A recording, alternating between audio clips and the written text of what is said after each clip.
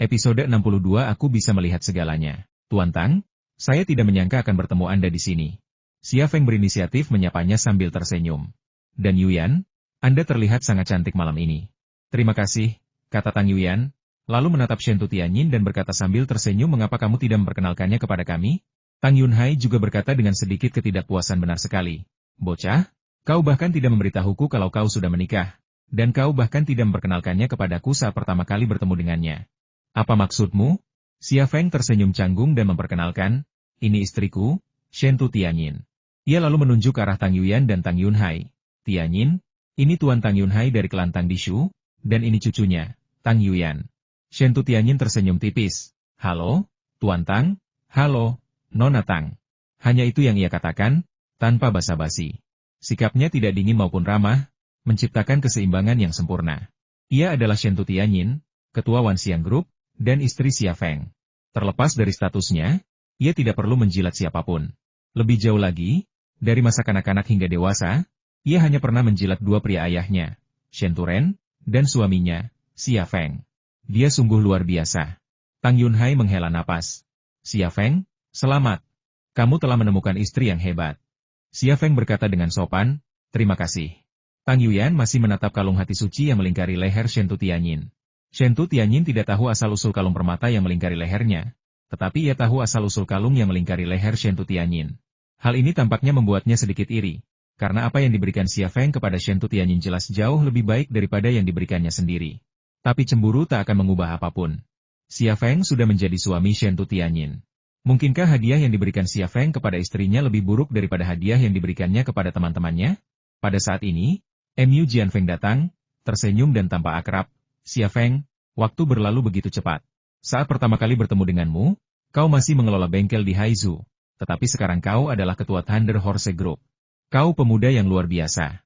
Aku, Mu Jianfeng, jarang mengagumi orang lain, tetapi kau salah satunya. Xia Feng berkata dengan tenang, Tuan Mu, Anda terlalu sopan. Aku mengatakan yang sebenarnya, bukan bermaksud sopan. Mu Jianfeng tersenyum. Xia Feng, aku harus mengatakan sesuatu yang kurang menyenangkan. Sebatang pohon yang berdiri tegak di hutan akan tertiup angin, dan sesuatu yang terlalu kuat akan mudah patah. Kau masih muda dan kurang pengalaman. Aku punya harapan besar padamu, anak muda, dan kuharap kau membuat pilihan yang tepat dan tidak bertindak impulsif. Kata-katanya halus, tetapi Xia Feng mengerti maksudnya. Ia tersenyum dan berkata, saya menghargai kebaikan Tuan Mu. Apa yang Anda katakan memang masuk akal, tetapi itu adalah filosofi kuno. Zaman terus berkembang, dan saya lebih menyukai kebenaran baru. Baiklah, saya sangat tertarik. Ceritakan saja, kata Mu Jianfeng. Xia Feng berkata, negara kita sedang mengalami reformasi, dan pasarnya perlahan-lahan semakin matang. Beberapa orang, demi kepentingan segelintir orang, berusaha memonopoli pasar dan menghambat kemajuan negara. Ini tak diragukan lagi bagaikan belalang yang mencoba menghentikan kereta perang, yang sedang mencari kehancuran mereka sendiri. Wajah Mu Jianfeng menjadi gelap. Ia bisa mendengar suara Xia Feng di luar layar. Haha, ada apa? Kata Tang Yunhai sambil tersenyum. Aku seniman bela diri dan aku benci teori-teori filosofis ini. Ayo kita minum. Tang Yuyan melambaikan tangannya dan seorang pelayan datang sambil membawa nampan anggur. Beberapa orang masing-masing mengambil segelas anggur merah dan mendentingkan gelas untuk diminum. Suasana tampak harmonis, tetapi setiap orang memiliki pikiran dan perhitungannya sendiri. Nona Tianyin, kalung Anda sangat indah. Pasti sangat berharga. Kan? Tang Yuyan berdiri di hadapan Shen Tutianyin dan mulai berbicara tentang wanita. Shen Tutianyin berkata dengan tenang, ini pemberian suamiku. Sangat berharga. Ngomong-ngomong, kalungmu juga bagus. Kamu beli? Yah, aku tidak membelinya. Seseorang memberikannya kepadaku. Tang Yuyan melirik Xia Feng dan terkikik. Xia Feng juga memberikannya kepadaku. Kepala Xia Feng tiba-tiba tertunduk. Tang Yuyan memang sengaja melakukan ini, dan ini bukan pertama kalinya. Terakhir kali, ia menulis Tang Yuyan ada di sini di pantatnya dan bahkan mengatur agar anak buahnya mengantarnya kembali ke rumah Shen Tutianyin. Bukankah itu jelas-jelas terlihat oleh Shen Tutianyin? Sekarang jelas bahwa Tang Yuyan masih dendam karena ia telah menikah dengan Shen Tutianyin, dan ia akan berusaha mencari masalah dengannya kapanpun ia bisa. Namun, mengetahui motifnya, ia tidak bisa berbuat apa-apa. Bagaimana reaksi Shen Tutianyin terhadap provokasi semacam itu? Mu Jianfeng memiliki senyum tenang di wajahnya, seolah-olah dia sedang menyaksikan kesenangan. Tang Yunhai memelototi Tang Yuyan, tetapi tidak mengatakan apapun tentang cucunya. Xia Fenglah satu-satunya yang merasa gugup. Ia tak bisa menahan diri untuk mengamati ekspresi Shen Tutianyin dari sudut matanya. Ia sama sekali tidak menyesal memberikan kalung itu kepada Tang Yuyan. Tang Yuyan telah hidup dan mati bersamanya di Afghanistan. Ia mendapatkan permata-permata itu dari makam Putri Yongmei, dan ia tidak ingin menyimpan semuanya untuk dirinya sendiri. Jadi ia memberikan satu untuk Tang Yuyan. Ia juga memberikan hadiah kepada Long Bing dan Anina, tetapi semuanya hanyalah hadiah. Namun, jika Shen Tutianyin menafsirkannya secara berbeda, ia tak bisa berbuat apa-apa. Semua orang memperhatikan reaksi Shen Tutianyin, namun Shen Tutianyin mengulurkan tangan dan menggenggam lengan Xia Feng, dengan senyum tipis di bibirnya, dan berkata dengan tenang, "Untungnya, apa yang dia berikan kepadaku adalah yang paling berharga, kalau tidak, aku akan cemburu." Kata-kata ini hampir mencekik Tang Yuyan. Xia Feng diam-diam menghela napas lega, tetapi sebelum ia sempat rileks, Shen Tutianyin diam-diam mencubit pinggangnya. Kali ini cubitannya sungguh kuat, dan rasanya sakit sekali. Ia bilang ia tidak cemburu. Tapi itu bohong. Ia tahu kalung yang diberikan Xia Feng kepada Tang Yuyan bernilai jutaan. Akal sehat mengatakan bahwa tidak lazim bagi seorang pria untuk menghadiahkan perhiasan seberharga itu kepada seorang wanita. Ia tidak cukup murah hati untuk menoleransi perselingkuhan Xia Feng. Apalagi Tang Yuyan, bunga liar, yang secara aktif memprovokasinya, seorang anggota keluarga yang sudah mapan. Xia Feng tak kuasa menahan senyum getir. Ia kini menyesal membawa Shen Tutianyin ke pesta koktail ini.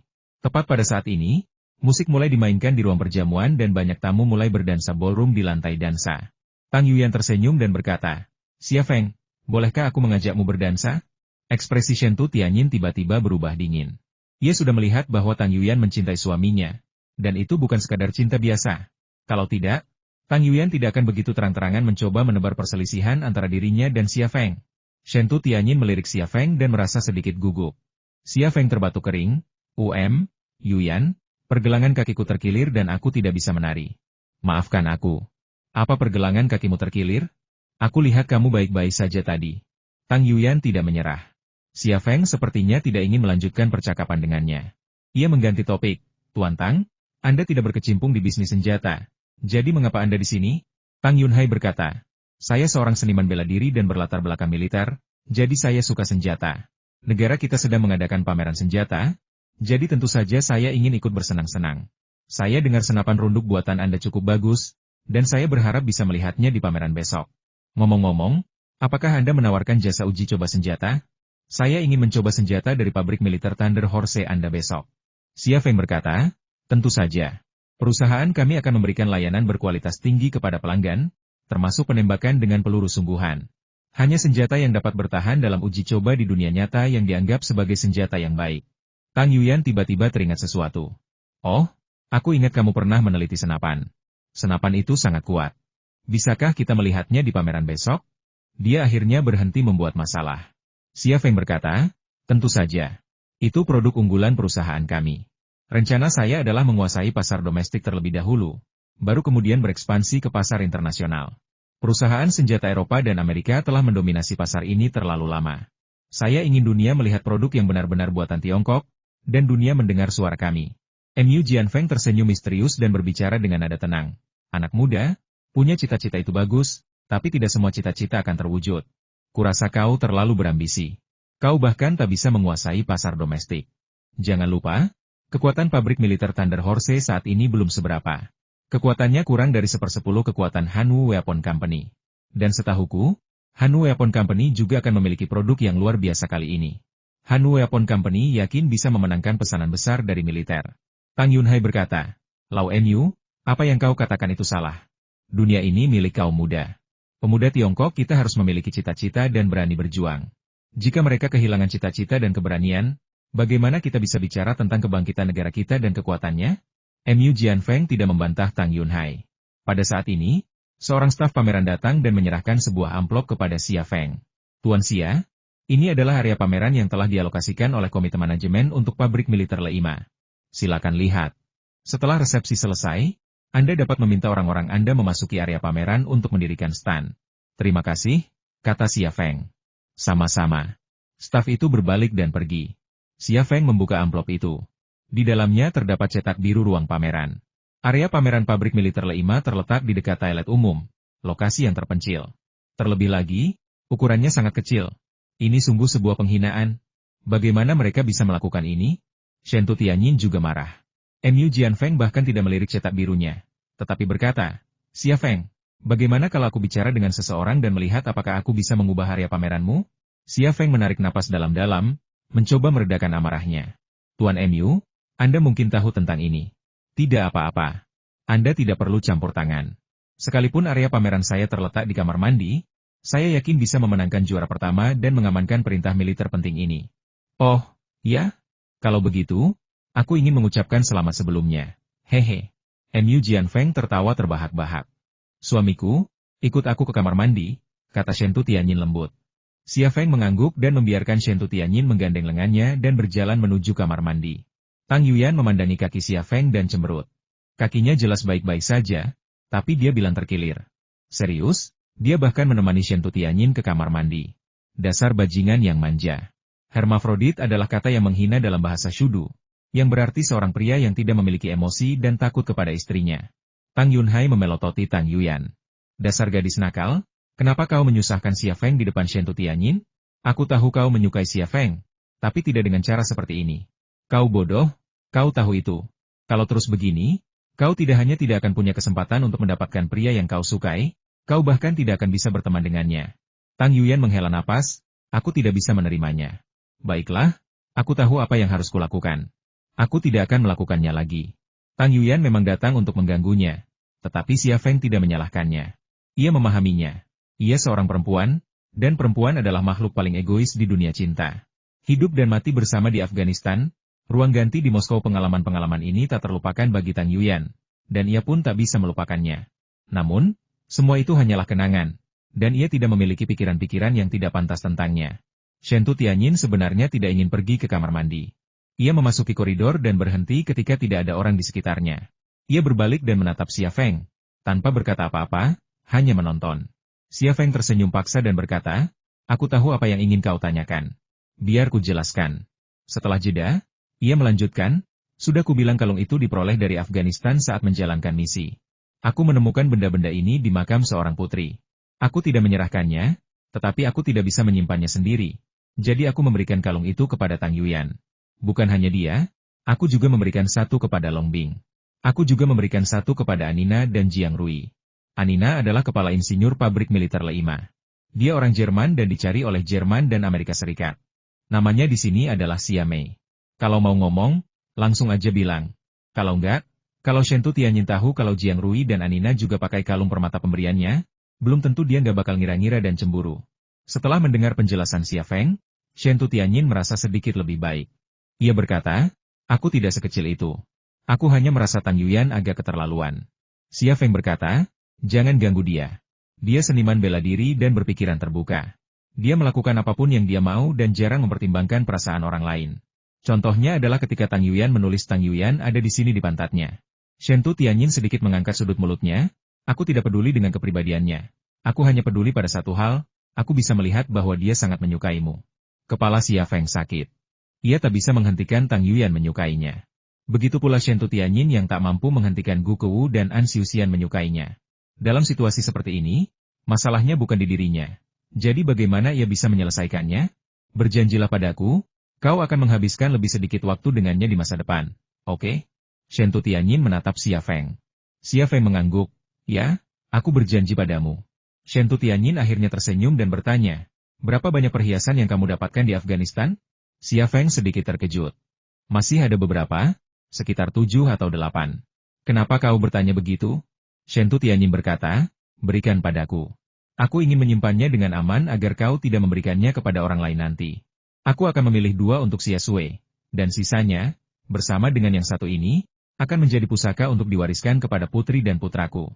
Xia Feng, Shentu Tianyin mengangkat sudut mulutnya lagi. Maukah kau memberikannya padaku? Ini. Xia Feng tak kuasa menahan senyum. Aku akan menyerahkannya saat aku kembali. Shentu Tianyin meraih lengan Xia Feng dan berkata sambil tersenyum, aku tidak mau ke kamar mandi lagi. Ayo kembali. Xia Feng menghela napas lega. Konflik rumah tangga akhirnya terselesaikan.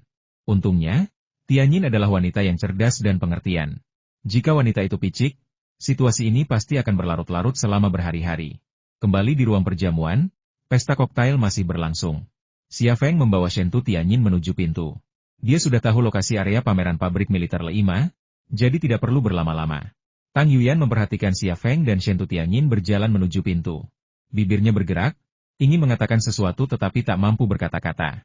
Saat itu, tatapannya bertemu dengan Shen Tianyin. Di antara kedua wanita itu, tercium aroma mesiu yang samar. Xia Feng, pesta koktail belum berakhir, apakah kamu akan pergi? Suara Ye Kun terdengar. Xia Feng berbalik dan melihat Ye Kun berdiri di podium, menatapnya dengan mikrofon nirkabel. Jangan terburu-buru pergi. Manajemen akan segera mengundang para peserta pameran dan tamu kita untuk mengunjungi ruang pameran. Apa kalian tidak ingin melihat di mana area pameran kalian? Suara Ye Kun penuh dengan ejekan dan sarkasme. Xia Feng berhenti. Alis Shen Tianyin tiba-tiba berkerut. Orang ini menyebalkan sekali. Kau mau tinggal? Kalau kau mau tinggal, aku akan menemanimu. Xia Feng berkata, aku ingin tinggal dan melihat-lihat. Baiklah, aku akan menemanimu. Suara Shen Tianyin sangat lembut. Selanjutnya, Ye Kun berbicara atas nama perusahaan senjata Hanwu, dan kemudian Mu Jianfeng dari grup industri Shenzhou berbicara. Pidato keduanya serupa, semuanya omong kosong. Setelah Mu Jianfeng dan Ye Kun berbicara, tidak ada perwakilan produsen lain yang berbicara. Hal ini memperjelas bahwa pameran senjata tersebut sebenarnya dikendalikan oleh Shenzhou Industrial Group dan Hanwu Weaponry Company. Kedua perusahaan ini bagaikan dua buaya raksasa, masing-masing mengukir wilayahnya sendiri di sungai, namun berkolaborasi untuk mendominasi seluruh sungai. Ini adalah monopoli, dan hanya perusahaan monopoli seperti Shenzhou Industrial Group dan Hanwu Weaponry Company yang dapat memiliki sikap mendominasi seperti itu. Setelah pidato oleh pemimpin komite manajemen, para peserta pameran dan tamu dibawa ke ruang pameran yang luas. Di aula pameran yang luas, banyak peserta pameran telah mendirikan stand mereka, bahkan banyak yang memamerkan barang-barang mereka. Ketika staf manajemen mengantar peserta pameran dan pengunjung ke aula pameran, banyak karyawan perusahaan masih sibuk mendirikan stand mereka, menciptakan suasana yang ramai. Area paling menonjol di aula pameran ditempati oleh area pameran Shenzhou Industrial Group dan Hanwu Weapon Company. Kedua perusahaan telah mendirikan stand mereka. Staf dari kedua perusahaan juga hadir di area pameran untuk memperkenalkan produk mereka kepada para tamu. Melihat ini, Xia Feng tiba-tiba mengerti mengapa hanya dia yang menerima amplop di resepsi. Komite manajemen sengaja melakukan ini, memberitahunya terakhir kali agar dia tidak bisa mendirikan stand Thunder Horse Arsenal. Komite manajemen jelas bertindak di bawah arahan Mu Jianfeng dan Ye Kun. Tidak ada keraguan tentang itu. Pandangan Xia Feng beralih ke area pameran Hanwu Arms Company. Ia melihat beragam senjata api, mulai dari pistol hingga senapan runduk dan senapan mesin berat. Namun, salah satu stand tertutup lakban hitam, sehingga ia tidak bisa melihat pameran di baliknya. Mata kiri Xia Feng sedikit berkedut, dan pita hitam yang menutupi bilik itu menghilang tanpa jejak. Ia melihat lusinan senapan serbu Shenwu yang tampak identik dengan senapan serbu Gale miliknya, hanya saja tidak memiliki peredam kejut inti. Melihat apa yang disebut senapan serbu Shenwu, batu di hati Xia Feng benar-benar lenyap, dan seringai muncul di sudut mulutnya. Pada saat ini, Ye Kun datang dan berkata sambil tersenyum, Direktur Xia, apakah menurut Anda area pameran kita didekorasi dengan baik? Xia Feng mengangguk dan berkata sambil tersenyum, sangat bagus, megah dan indah, dan lokasinya juga bagus. Di mana area pameran pabrik militer Thunder Horse? Tanya Ye Kun bercanda. Aku ingin sekali melihat area pameran dan stand pabrik militer Thunder Horse. Xia Feng menggelengkan kepalanya. Saya hanya menerima pemberitahuan di resepsionis. Saya bahkan tidak tahu lokasinya sebelumnya, jadi saya tidak punya waktu untuk mendirikan stand. Ye Xiaqi menyelah. Tuan Ye, bukankah mudah bagi Anda untuk menemukan area pameran pabrik militer Thunder Horse? Ia mengangkat tangannya dan menunjuk ke arah toilet umum yang agak jauh. Ada di arah itu. Siapapun yang pergi ke toilet bisa melihatnya. Hah? Jadi itu posisi yang cukup bagus. Ye Kun tertawa. Xia Feng tampak tenang dan tersenyum pada Ye Kun. Dalam hatinya, ia sebenarnya juga tertawa. Bagaimana mungkin seseorang yang sudah terjerumus ke dalam lubang bisa bersikap sebaik itu? Shen Tianyin mengerutkan kening dan berkata, apa yang kau lakukan? Apa kau mencoba menendang seseorang saat mereka sedang terpuruk? Apa maksudmu? Tanya Ye Kun sambil tersenyum. Bagi sebuah perusahaan swasta kecil, bisa berpartisipasi dalam pameran pertahanan nasional seperti ini saja sudah merupakan kehormatan besar. Mau lebih? Orang ini hanya serakah? Ye Xiaqi menimpali. Shen Tianyin marah. Kamu. Xia Feng menyela Shen Tianyin. Tianyin, ayo kita lihat area pameranku dulu, lalu kembali. Baunya agak tidak sedap di sini. Ya. Shen Tianyin mengikuti Xia Feng menuju kamar mandi.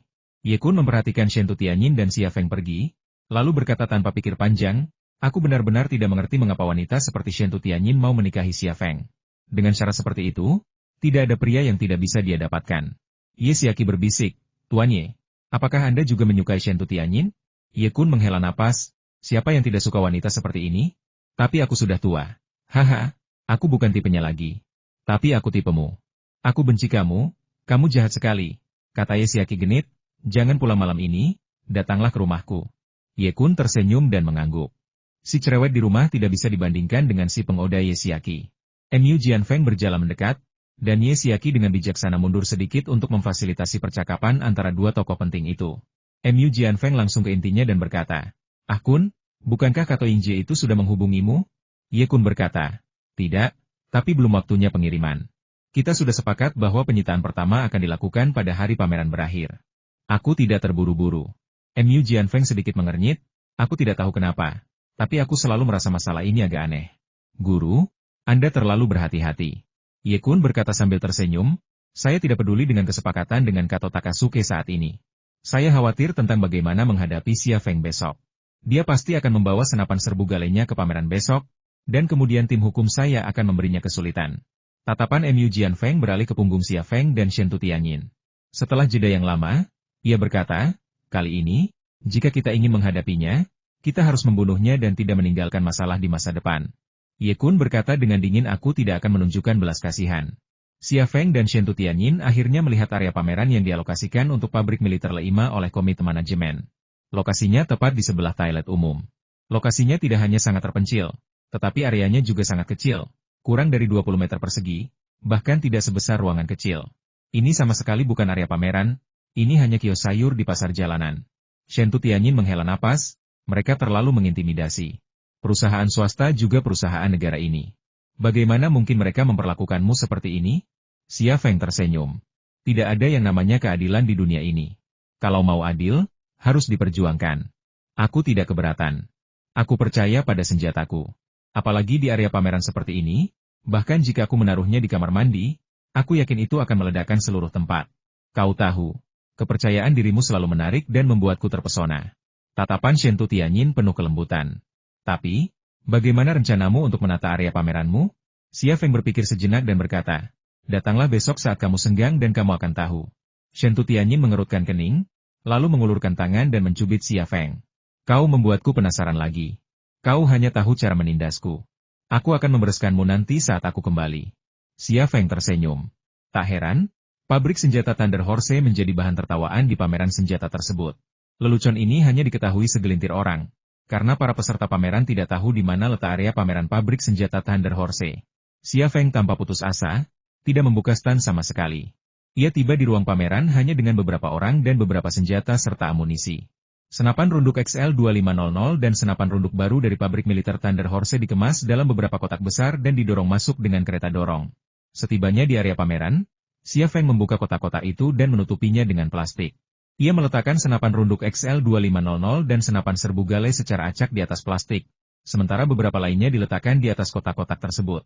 Beginilah perjalanan pameran pabrik militer Le5 dimulai. Pemandangan ini persis seperti berjualan kubis di pinggir jalan di pasar sayur. "Tuan Xia, ini tidak akan berhasil." Seorang karyawan wanita muda menawarkan diri. "Bagaimana kalau kita bawa 2 kontainer dan mendirikan stand?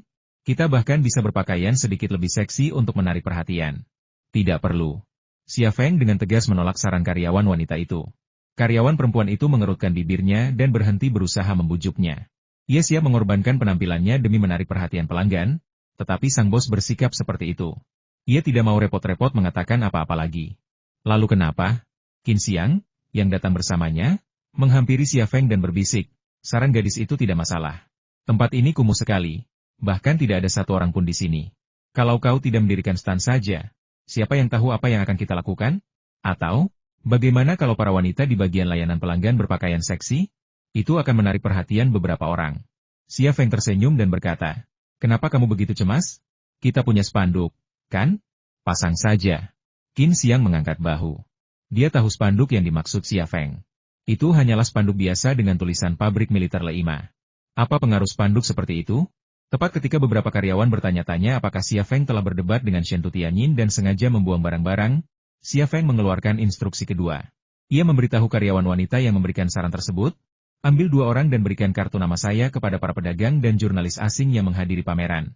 Jika mereka bertanya, katakan saja bahwa pabrik militer Le5 kami memproduksi senapan serbu tercanggih di dunia. dan senapan serbu dari negara-negara Eropa dan Amerika harus dihentikan produksinya. Apakah ini akan berguna? Karyawan wanita yang memberikan saran itu tampak bingung. Xia Feng berkata, kenapa tidak ada gunanya? Ini akan berhasil jika kau melakukan apa yang kukatakan. Karyawan wanita yang memberikan saran tersebut membawa dua rekan wanitanya dan pergi dengan kartu nama yang telah disiapkan Xia Feng, khusus untuk mencari pelanggan dan wartawan asing. Qin Xiang menatap Xia Feng. Apakah ini akan berhasil? Xia Feng menjawab pertanyaan yang sama kali ini. Di pameran senjata ringan internasional Moskow, saya mengalahkan Barrett, FN Belgia, dan HK Jerman. Itulah kekuatan kami. Senapan runduk XL2500 kami adalah yang terbaik di dunia. Media Eropa dan Amerika enggan mengakuinya, tetapi mereka sudah mengingat merek Thunder Horse Arsenal kami. Staf saya memberitahu mereka bahwa kami tidak hanya memiliki senapan runduk tercanggih di dunia, tetapi sekarang kami memiliki senapan serbu tercanggih di dunia. Apakah Anda pikir mereka akan datang dan melihatnya? Qin Xiang akhirnya mengerti. Ia terkekeh dan berkata, wah, ide yang bagus. Kau pasti sudah memikirkannya sejak lama, kan? Kau sungguh luar biasa. Kau membuat kami khawatir tanpa alasan. Xia Feng sempat berpikir untuk mengatakan, Kaisar tidak terburu-buru, tetapi Kasim yang terburu-buru. Tetapi ketika teringat gender Qin Xiang yang ambigu, ia menelan kembali lelucon itu dan berkata, persenjataan Hanwoo dan grup industri Shenzhou ingin menekan kita. Tetapi mereka mengabaikan satu hal, pabrik militer Thunder Horse kita telah lama memiliki reputasi internasional yang tinggi. Persenjataan Hanwoo dan grup industri Shenzhou memandang rendah kita. Tetapi Barrett, HK, dan FN menganggap kita sebagai pesaing mereka yang paling mengancam. Dalam situasi seperti ini, bagaimana mungkin ada yang bisa menekan pabrik militer Thunder Horse kita? Bangsa kita sendiri memandang rendah bangsa kita sendiri. Tetapi orang asing terkadang lebih dekat dengan kita daripada ayah kita sendiri. Ini fenomena yang menyedihkan. Perusahaan senjata Hanwoo dan grup industri Shenzhou telah bergabung untuk menekan pabrik militer Le-5 dan memandang rendahnya. Tetapi pabrik militer Le-5 telah menjadi kuda hitam sejati dalam industri militer di luar negeri. Tempat ini terkenal, dan senapan runduk serta senapan serbu terbaik di dunia juga ada di sini. Belum lagi membuka kios di sebelah Thailand. Bahkan jika Anda membuka kios di Gurun Gobi, akan ada orang-orang dari ribuan mil jauhnya yang datang berkunjung dan bernegosiasi bisnis. Qin Xiang tersenyum tipis, mengangkat tinjunya yang seputih salju dan memukul Xia Feng. Xia Feng menatapnya dengan canggung. Apa yang kamu lakukan? Qin Xiang tidak berbicara dengan Xia Feng, melainkan menghampiri area pameran dan menginstruksikan beberapa perempuan untuk bekerja. Meskipun Xia Feng tidak meminta stand didirikan, ia menginstruksikan beberapa perempuan untuk mengeluarkan amunisi dan menatanya di atas kain minyak dalam bentuk bunga atau mangkuk buah, diselingi dengan senapan runduk XL2500 dan senapan serbu Hurricane. Beberapa peti kayu juga dialihfungsikan, mengubah stand menjadi pajangan yang kokoh. Kak Xiang, idemu bagus sekali. Akan jauh lebih bagus kalau begini, kata seorang karyawan wanita bercanda. Qin Xiang terkekeh dan berkata, kalian harus lebih fleksibel. Nanti kalau para pedagang datang, lebih antusias lagi dan perkenalkan senjata kita secara detail. Saya mengerti, Suster Xiang. Beberapa karyawan wanita tampak bersemangat. Tak lama kemudian, ketiga karyawan perempuan yang tadi membagikan kartu nama kembali. Hanya mereka yang ada di sana. Tak ada pedagang atau turis yang datang. Ketiga gadis itu memasang wajah muram, tanpa senyum sedikit pun. Xia Feng sedikit mengernyit. Ada apa? Bukankah kau sudah melakukan apa yang kukatakan? Karyawan wanita terkemuka berkata, Tuan Xia, mereka terlalu menggertak. Ada apa? Ceritakan padaku. Karyawan wanita terkemuka berkata, ada sekelompok besar orang dari perusahaan persenjataan Hanwoo dan grup industri Shenzhou yang mengawasi kita. Mereka tidak hanya tidak mengizinkan kita memasuki area pameran mereka untuk membagikan kartu nama Anda, Direktur Xia, tetapi begitu mereka tahu kita sedang berbicara dengan orang asing, mereka bergegas mengganggu kita, bahkan tidak membiarkan kita menyelesaikan percakapan. Dan, kata staf perempuan lainnya, Direktur Xia, mereka sudah memasang rambu-rambu di ruang pameran, mengarahkan orang-orang yang perlu menggunakan toilet ke sisi lain. Ada yang sedang berjalan ke arah sini, dan mereka datang untuk memberitahu bahwa toilet di sini rusak dan tutup. Sialan. Qin Xiang sudah marah sebelum Xia Feng sempat berkata apa-apa. Aku akan pergi dan berunding dengan mereka. Xia Feng meraih Qin Xiang dan berkata, kau mencoba berargumen dengan orang-orang yang tidak masuk akal. Tapi kau sama saja dengan mencoba berargumen dengan sekelompok babi. Qin Xiang berkata dengan marah, apakah kita akan membiarkannya begitu saja? Aku tidak bisa menerima ini. Tetapi pada saat ini, Ye Xiaqi datang dengan beberapa orang. Hei, bukankah ini area pameran pabrik militer Thunder Horse? Tanya Ye Xiaqi sambil tersenyum mengejek. Direktur Xia, kenapa kedua standnya tidak dihias? Apa Anda menjual sayuran seperti ini di pasar sayur? Qin Xiang hendak berbicara ketika Xia Feng menariknya ke belakang dan berdiri di depan Qin Xiang. Ye Kun membuatmu menertawakan kami, bukan? Xia Feng berkata dengan tenang, kenapa dia tidak datang? Presiden Ye secara khusus meminta saya datang untuk melihat situasi di sini dan melihat apakah Anda butuh bantuan. Lagi pula, Anda baru menerima pemberitahuan tadi malam dan tidak punya waktu untuk mendirikan stan. Begini, Presiden Ye sangat baik, tapi Anda malah melawannya. Kenapa Anda melakukan ini? Kata Ye Xiaqi sinis sambil menatap deretan senapan serbu Gale di area pameran pabrik militer Thunder Horse. Tatapan ini mengungkapkan motifnya. Ye Kun secara khusus memintanya untuk datang dan melihat apakah pabrik militer Thunder Horse memajang senapan serbu Gale. Kamu sudah melihat situasinya. Kita tidak butuh bantuan siapapun. Kamu bisa kembali dan memberitahu Ye Kun, kata Xia Feng ringan. HMPH. Ekspresi Ye Xiaqi tiba-tiba berubah. Tuan Xia, saya lihat senapan serbu Anda sama dengan yang diproduksi oleh perusahaan senjata Hanu kami. Ada apa? Xia Feng pura-pura tidak mendengar dengan jelas. Apa yang kau katakan? Ye Xiaqi mencibir. Kenapa kau pura-pura bodoh? Kau tahu itu dalam hatimu. Tunggu saja, kau dalam masalah besar. Apa katamu? Siapa yang pura-pura bodoh? Qin Xiang muncul dari belakang Xia Feng, berkacak pinggang, menunjuk Ye Xiaqi, dan tampak siap melawannya. Hei, siapa ini? Tanya Ye Xiaqi sinis. Xia Feng, mungkinkah ini kekasihmu? Apa Shentu Tianyin tahu dia membelamu seperti ini? Xia Feng tiba-tiba berjalan mendekati Ye Xiaqi dan menampar wajahnya. Qin Xiang adalah temannya, dan dia tidak bisa mentolerir Ye Xiaqi menghina Qin Xiang seperti ini. Tunggu. Tiba-tiba terdengar suara seorang wanita. Telapak tangan Xia Feng berhenti beberapa sentimeter dari pipi Ye Xiaqi. Ia tahu siapa yang datang tanpa perlu mengalihkan pandangannya, karena suara yang memintanya untuk menunggu adalah suara orang terdekatnya di dunia. Orang yang datang adalah Shentu Tianyin. Bukan hanya Shentu Tianyin, tetapi ada juga sekelompok besar orang yang mengikuti di belakang Shentu Tianyin. Shentu Tianyin berjalan mendekat, rok panjang hitamnya berkibar lembut, memancarkan pesona dunia lain yang tak terlukiskan. Sekelompok besar orang di belakangnya juga bukan orang biasa. Ada yang merupakan bintang besar di industri hiburan, ada pula selebritas di dunia bisnis, dan ada pula sekelompok besar wartawan media yang membawa peralatan fotografi, memegang kamera, dan mikrofon. Perusahaan senjata Hanu dan grup industri Shenzhou bekerja sama untuk menekannya. Tidak ada yang datang ke sini, jadi tempat ini dingin. Dia secara pribadi mengorganisir sekelompok orang untuk datang dan menghangatkan Xia Feng. Seperti inilah suami istri. Senyum tersungging di wajah Xia Feng. Ia tiba-tiba merasa Shentu Tianyin begitu mendominasi saat ini, bagaikan seorang ratu yang berjalan di istana. Keagungan, ketenangan, dan kesejukannya berada di puncaknya. Kalau mukamu kotor begini, tanganmu juga pasti kotor. Kan? Tanya Shentu Tianyin enteng. Xia Feng menyingkirkan tangannya dan berkata sambil tersenyum, baiklah, aku akan mendengarkanmu. Aku juga berpikir begitu. Kalau aku memukul wajah kotor seperti itu lalu menyentuh wajahmu, bukankah itu akan membuat kita berdua kotor?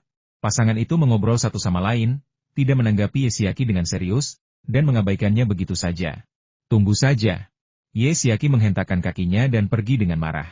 Shentu Tianyin menghampiri Xia Feng, memeluknya erat, lalu mencium pipi Xia Feng.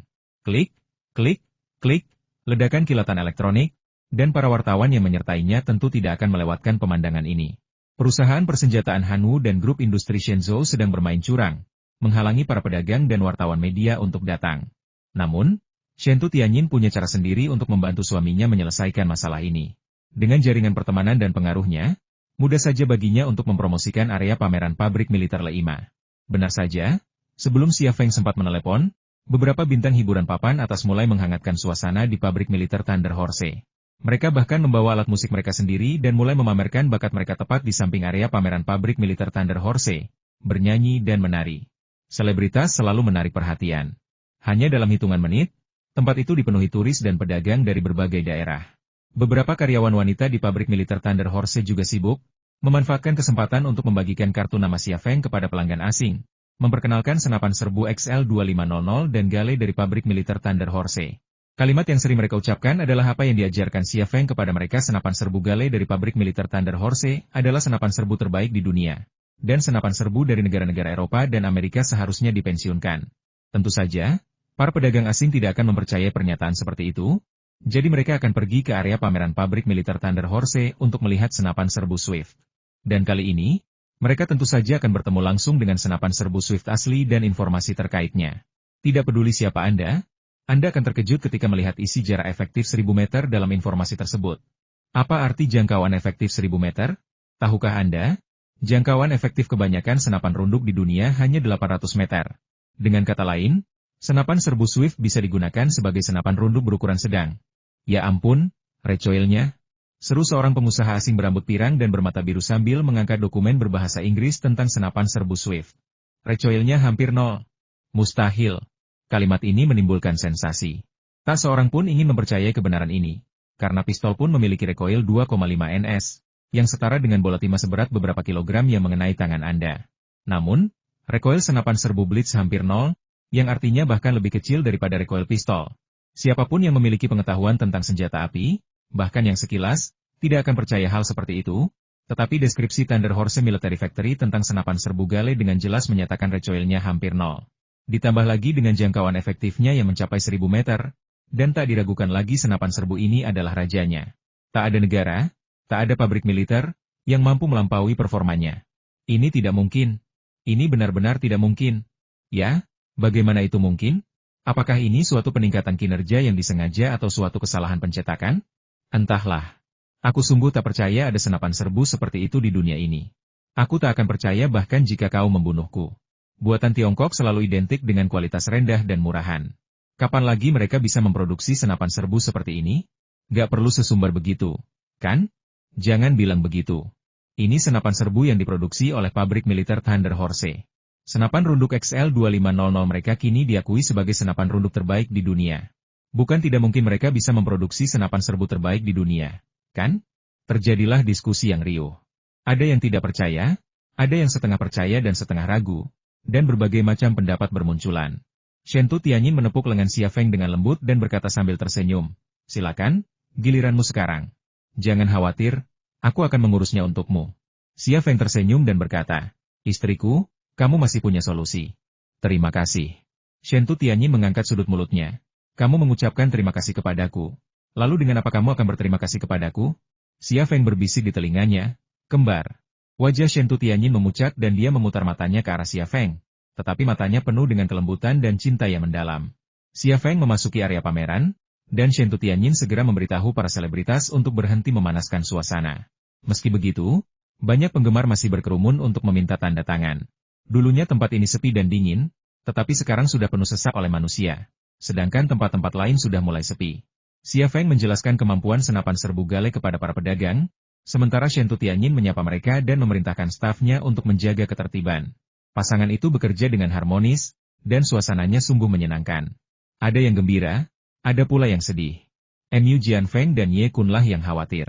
Sebelumnya, area pameran pabrik militer Thunder Horse belum pernah diliput oleh satu pedagang pun, apalagi media.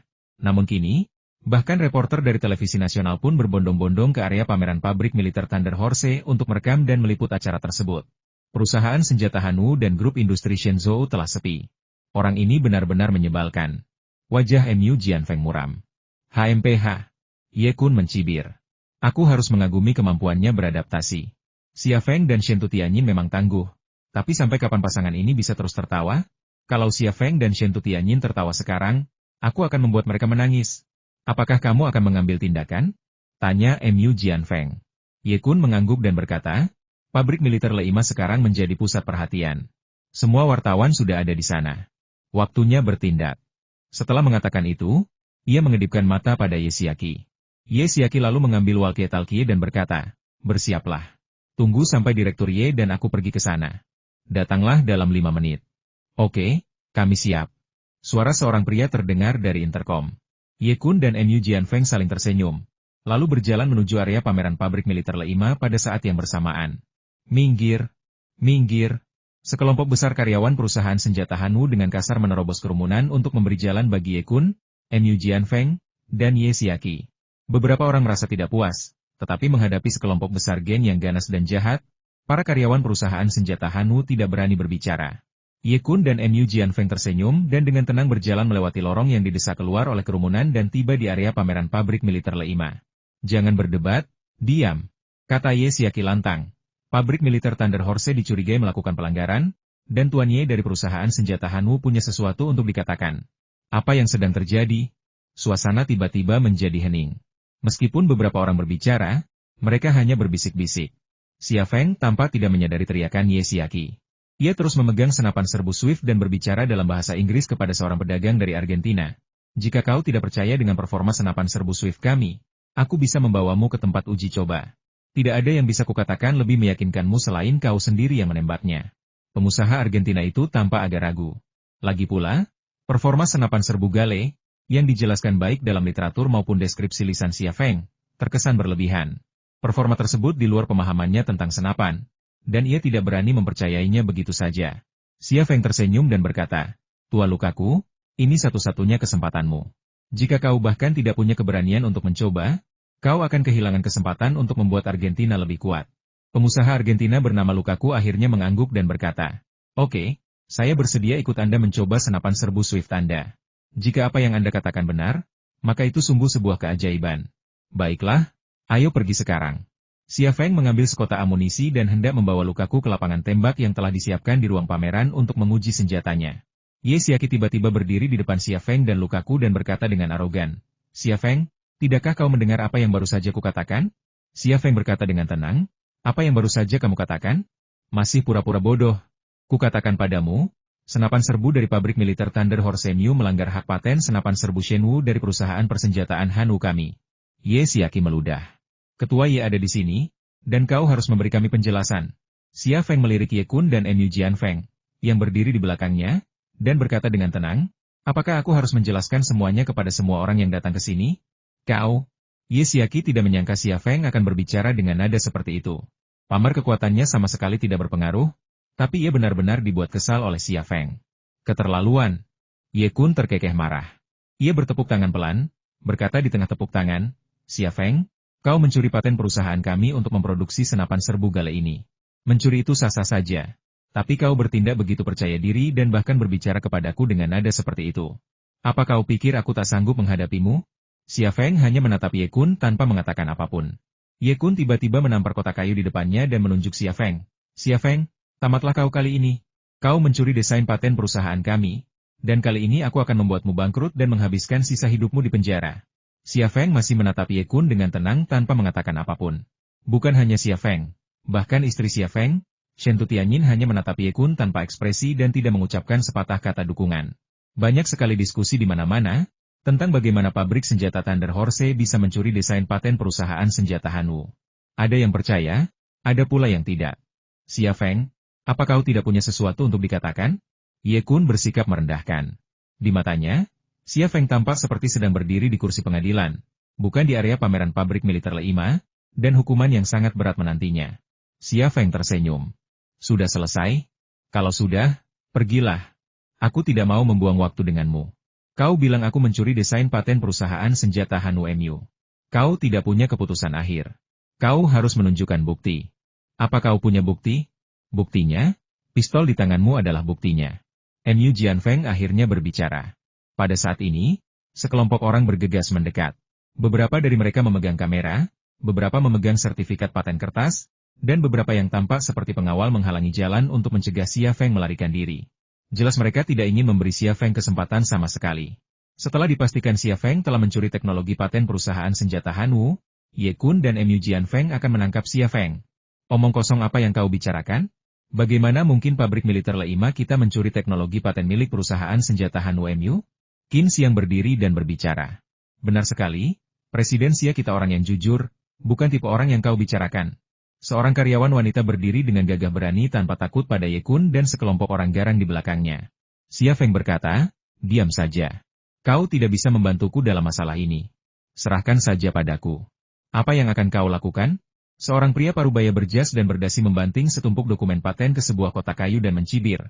"Senapan serbu Gale yang diproduksi oleh pabrik militer Thunder Horse Mu identik dengan senapan serbu Shenwu yang diproduksi oleh perusahaan senjata Hanwu kami, dan kami sudah memiliki patennya. Bagaimana kau akan menangani ini?" Seluruh hadirin menjadi gempar. Tidak ada yang meragukan bahwa sertifikat paten yang dikeluarkan oleh pengacara Hanwu Weapon Company adalah palsu.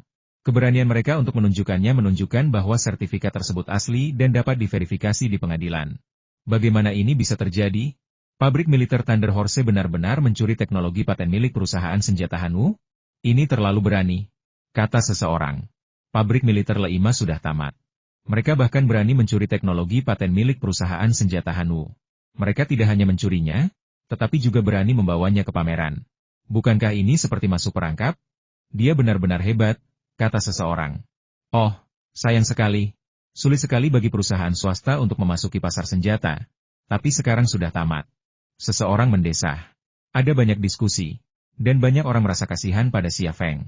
Xia Feng tetap diam, mengerutkan kening seolah sedang memikirkan sesuatu. Bicaralah, tanya pengacara perusahaan senjata Hanwu.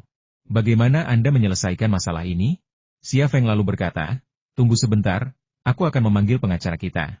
Ye Kun mencibir, sekalipun kau menyewa 100 pengacara, itu tidak akan membantu. Xia Feng, tunggu saja gugatannya. Xia Feng berkata dengan tenang, sekalipun gugatan kita kalah, kita tetap perlu mengirim pengacara. Saya tidak terlalu paham masalah hukum, jadi pengacara saya yang akan berbicara dengan Anda. Xia Feng mengeluarkan ponselnya dan menelepon. Ia ingin menghubungi pengacara Thunder Horse Group dan meminta seseorang datang. Ternyata, pengacara itu sudah menunggu di luar pusat pameran internasional Kyoto, mengikuti instruksi Xia Feng. Setelah itu, Xia Feng menelepon Ling Hao lagi. Saudara Ling, di mana kamu? Suara Ling Hao terdengar dari telepon. Dalam perjalanan ke pusat konvensi. Haha, aku tidak sendirian. Ada beberapa perwakilan militer di sini bersamaku. Kami datang untuk melihat barang-barang bagus apa yang dimiliki pabrik militer Thunder Horse milikmu. Kau mungkin tidak tahu ini, tapi senapan runduk XL2500MU sangat populer di kalangan militer saat ini. Xia Feng tersenyum dan berkata, baiklah, aku akan menunggumu datang. Tunggu, apakah ada yang ingin kau bicarakan denganku? Tanya Ling Hao. Xia Feng berkata, memang ada sesuatu, tapi tidak nyaman membicarakannya lewat telepon. Karena kamu datang, mari kita bicarakan langsung. Sampai jumpa. Xia Feng menutup telepon. Ling Hao membawa perwakilan militer, yang merupakan kabar baik. Suasana di sekitar sangat bising, jadi Ye Kun dan Mu Jianfeng tentu saja tidak bisa mendengar dengan jelas siapa yang sedang berbicara dengan Xia Feng di telepon. Namun, ketika mereka melihat Xia Feng sama sekali tidak panik dan masih tersenyum, mereka berdua bertanya-tanya dalam hati, anak ini, apa dia tidak tahu betapa seriusnya masalah ini? Ah Kun, bisik Mu Jianfeng di telinga Ye Kun, aku merasa ada yang mencurigakan. Apa kau yakin tidak ada yang salah? Ye Kun berkata dengan yakin tentu saja tidak. Masalah ini berada di bawah kendaliku dari awal hingga akhir. Guru, anak ini hanya menggertak, jangan khawatir. Aku akan menghentikannya dari bersikap sombong sekarang. Setelah mengatakan itu, ia mengedipkan mata kepada para pengawal dan pengacara di sekitarnya. Ini adalah sinyal untuk mengambil tindakan. Pameran di pabrik militer Leima telah berakhir, kalian semua harus pergi. Teriak seorang pengawal kepada para pedagang asing di area pameran. Ada pula pengawal yang mendorong para wartawan yang sedang merekam dan para turis yang sedang menonton. Beberapa pengacara perusahaan senjata Hanwu juga mengambil tindakan. Pengacara terkemuka berkata kepada Xia Feng dengan nada serius, Tuan Xia, maaf, tetapi kami akan menyita senapan serbu gale Anda. Itu adalah bukti bahwa pabrik militer Thunder Horse Anda mencuri teknologi paten perusahaan senjata Hanwu kami. Itu akan digunakan sebagai bukti di pengadilan. Tanpa menunggu siapapun memanggil, beberapa karyawan tangguh dari perusahaan senjata Hanwu bergegas masuk dari pintu masuk di antara beberapa kotak kayu, dan mereka benar-benar ingin menyegel senapan serbu gale dari pabrik militer Thunder Horse. Ekspresi Xia Feng dingin. Siapa yang berani menyegelnya? HMPH. Rebut. Ye Kun mencibir. Bukan hanya senjatamu, tapi kau juga harus ikut dengan kami. Dua pengawal Ye Kun tiba-tiba mengulurkan tangan dan meraih lengan Xia Feng. Xia Feng tiba-tiba mengangkat tangannya, menghindari cengkeraman kedua pengawal itu, lalu memukul wajah mereka dengan kecepatan kilat. Sebelum kedua pengawal itu sempat tersadar, hidung mereka terkena pukulan. Kekuatan dahsyat itu menghancurkan tulang hidung mereka, menyemburkan darah saat mereka kehilangan keseimbangan dan jatuh ke belakang. Xia Feng menendang lagi, dan seorang karyawan perusahaan senjata Hanwu yang hendak menyita senapan serbu gale ditendang di bahu dan terlempar langsung dari kotak kayu keluar dari area pameran. Kau berani melakukan itu? Ye Kun tertegun dan hampir marah. Tidak berani mengambil tindakan? Tepat saat Ye Kun selesai berbicara, Xia Feng meraih seorang karyawan Hanwu Weaponry lainnya, mengangkatnya tinggi-tinggi, dan melemparkannya keluar dari area pameran. Pria malang itu awalnya ingin pamer di depan Ye Kun, tetapi ia tidak menyangka dalam sekejap mata, ia terlempar keluar dari area pameran pabrik militer Leima, jatuh begitu keras hingga ia tidak bisa bangun untuk sementara waktu. Qin Xiang juga tidak tinggal diam. Ia menendang seorang karyawan perusahaan senjata Hanwu di antara kedua kakinya. Kemudian, ketika pria itu berjongkok di tanah dengan tangan menutupi bagian vitalnya, ia kembali menendang pantatnya dan mengusirnya keluar dari area pameran pabrik militer Leima. Beberapa orang yang tersisa melarikan diri tanpa menunggu Xia Feng dan Qin Xiang melakukan gerakan lain. Tak seorang pun ingin terbang keluar dari pameran Thunder Horse Arsenal seperti burung. Ini keterlaluan. Mu Jianfeng geram dan meraung. Pergi, panggil polisi. Tidak perlu memanggil polisi karena mereka sedang mengawasi kejadian tersebut. Ye Kun sudah memperingatkan mereka untuk tidak ikut campur. Namun, siapa sangka Xia Feng akan begitu agresif, beraninya mengusir orang-orang dari perusahaan senjata Hanu seperti Jeremy.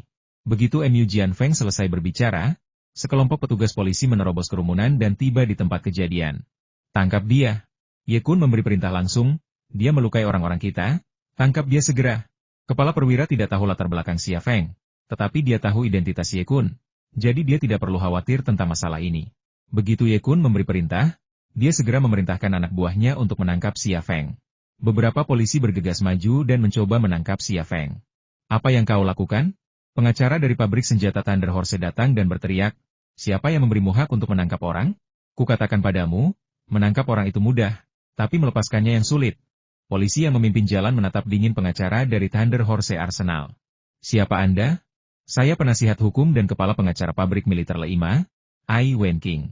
Pengacara pabrik militer Le-5 memperkenalkan dirinya. Kepala polisi mengerutkan kening. Pengacara memang yang paling sulit dihadapi, karena mereka hanya bisa bicara. Ketika pengacara dari Thunder Horse Arsenal muncul, ia ragu-ragu. Lagi pula, ia datang untuk menangkap seseorang tanpa surat perintah. Kalian telah mengganggu pameran perusahaan kami tanpa alasan yang jelas, yang merupakan pelanggaran. Kalian juga menyerang area pameran kami, merusak properti perusahaan kami, dan melukai karyawan perempuan kami. Siapa yang memberi kalian wewenang seperti itu? Bantah Ai Wenqing dengan suara keras. Ai Wenqing adalah orang yang sangat cerdas. Jika tidak Xia Feng tidak akan mempekerjakannya sebagai penasihat hukum Thunder Horse Group, khususnya yang bertanggung jawab atas urusan hukum. Apa yang dikatakan Ai Wenqing sebenarnya sebuah petunjuk. Benar saja, begitu ia mengatakan ini, beberapa karyawan perempuan pabrik senjata Thunder Horse memegangi perut mereka, mengerang, dan berpura-pura diserang. Mereka baru saja melakukan kontak fisik dengan karyawan perusahaan senjata Hanu, yang semuanya pria kuat, padahal mereka semua wanita yang rapuh. Jika mereka berpura-pura dilukai oleh para pria perusahaan senjata Hanu, berapa banyak orang yang akan curiga? Beberapa polisi yang hendak menangkap Xia Feng juga ragu-ragu dan menoleh ke arah polisi terdepan, berharap mendapatkan instruksi untuk langkah selanjutnya. Petugas polisi terkemuka juga sakit kepala dan menatap Ye Kun. Ye Kun berteriak dengan marah, tunggu apa lagi? Bawa orang-orang itu pergi. Sita barang-barangnya. Kalau terjadi apa-apa, aku yang akan bertanggung jawab penuh. Kata-kata itu sudah cukup, dan perwira polisi terkemuka memberi perintah, bawa orang itu pergi. Berani sekali. Ai Wenqing melangkah maju untuk mengorganisasi. Polisi yang memimpin berkata, bawa orang yang berisik ini juga untuk membantu penyelidikan. Dua polisi mencengkeram lengan Xia Feng dan memutarnya ke belakang, lalu langsung menarik tangannya ke belakang punggung. Salah satu petugas bahkan memborgolnya, yang secara efektif menahannya. Shen Tutianyin, yang selalu bisa menjaga ketenangannya, kini kehilangan ketenangannya. Ia bergegas maju dan berdiri di depan Xia Feng. Apa yang kau lakukan? Bagaimana kau bisa menangkap orang sesuka hati? Surat perintah penangkapan. Aku ingin melihat surat perintah penangkapanmu. Benar sekali. Beraninya kau menangkap orang tanpa surat perintah penangkapan. Polisi yang kau layani itu siapa? Salah satu bawahan Shen Tutianyin memimpin keributan. Ya, di negara kita, apa ada orang yang kebal hukum? Ini terlalu arogan, kan? Kata seorang teman selebritas Shen Tutianyin dengan lantang. Mengapa kamu menangkap orang?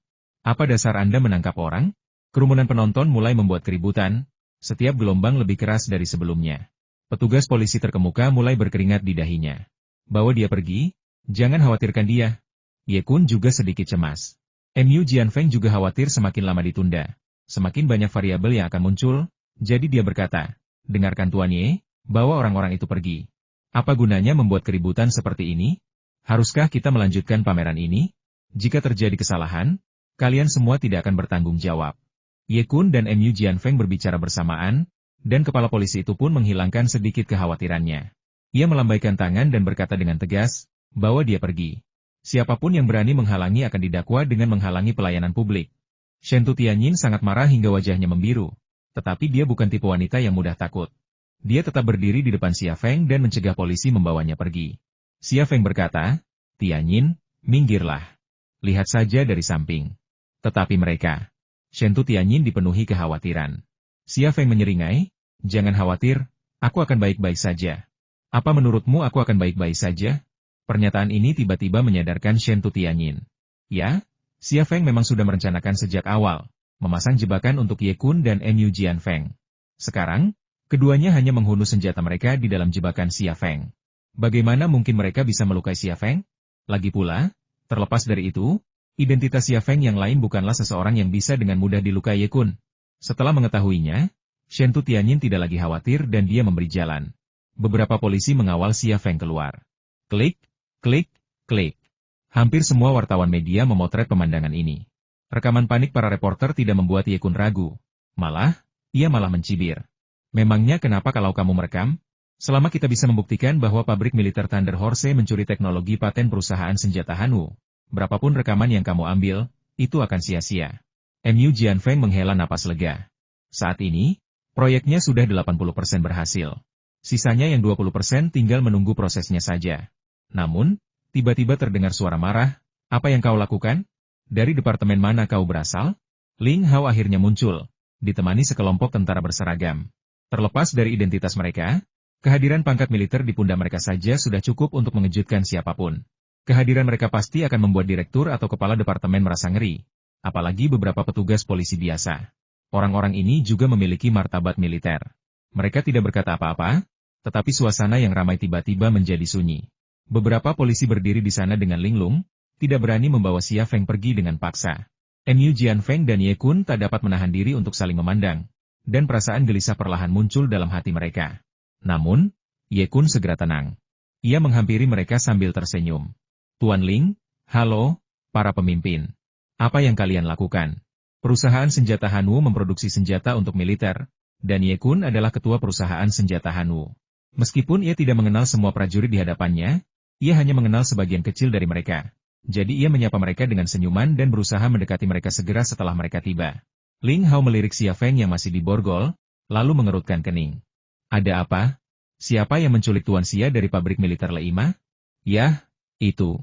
Ye Kun mengelak pertanyaan Ling Hao dan berkata dengan nada mengelak, yang terjadi begini pabrik militer Thunder Horse mencuri teknologi paten perusahaan kami.